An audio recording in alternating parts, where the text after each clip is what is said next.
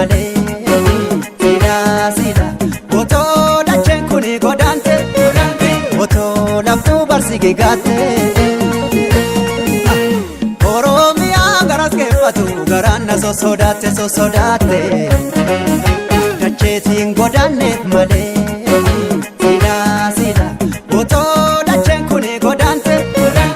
otoo laftuu barsige gaatte Oromiyaa garas keeffatu garaan na sosodaatte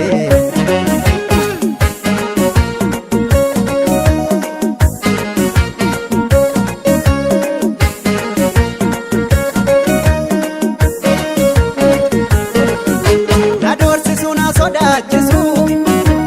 dubbadhuun jedhe yoon dubbadhe na godaansisu lakkii didee nan falmadha callisuun tuffifi alabaashee ni godaanus dacheetti yan godaanu qomooma walittaanu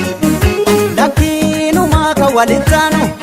ni godaanes dacheetti yan godaanu lammiima walinnaanu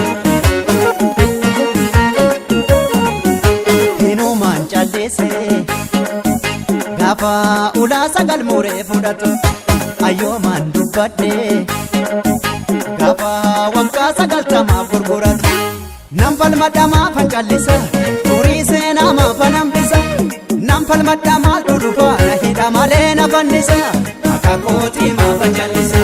irraa dhalannettiin dhalanne eenyummaas lafaan argan abbaan haqa akka saamaan falmanne odaanoo dachaa dhugaati alaagaan irraa wal furaati burqaan kee toora finfinneeti haa falmannu kaa irratti cinneeti gungumaas turree baradeera nu saamu sagal baasu seera teessoon kee mooraa gullalleeti yoo dhumnellee haqa dubbanneeti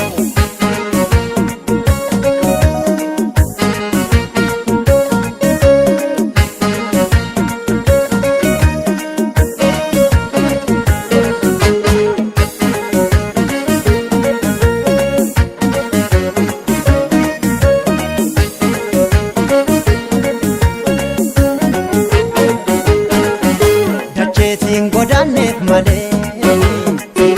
sida otoo dacheen kuni godaante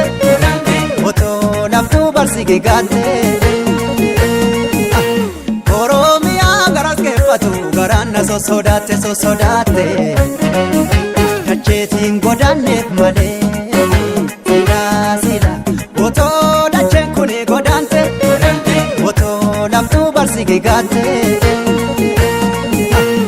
Oromiyaa garas keeffatu garaan na sosodaatte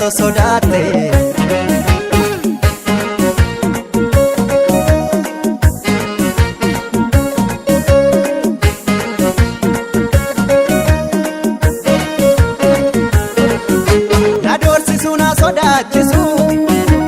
dubbadhuun jedhe yoon dubbadhe na godaansisu lakkii didee nan falmadha callisuun tuffifi sabaashee wareegamtuufis bagaa kan biyya baatee seenaan marga lafeekkee lakkii hubadhu siif akeekee wareegamtuufis bagaa kan biyya baatee seenaan marga lafeekkee jaraaf siin tokkumaa gariin bineensa lagaa kaanis kan mana hin jirtuuf hoo jirta lakkii otooti jirtuu maaf dubbatamna si tuffatumaa si tuffatu mee aangoon kee yoom kan mul'atu mee falmadhu maaltu dhufa si hidha malee si fannisa saba saarraa maaltu jallisa irraa dhalannettiin dhalanne eenyummaas lafaan arganne abbaan biyya saamaan falmanne dacheen kuni iyyee gadooti lakkiidhiisi gaabbita boodi tuttuqtee lakkiileen jajiisu abbaan haqaa barfalma dandeessu jirtaafoo jirtu si beeka alaagaan uffatee si keeka falmadhuuf hojii ati yeessa maaliif taata ibsaa gaanii keessa odaanoo dachaa dhugaati alaagaan irraa wal furaati burqaan kee toora finfinneeti haa falmannu kaa irratti cinneeti gungumaas turree baradeera nu saamu sagal baasu seera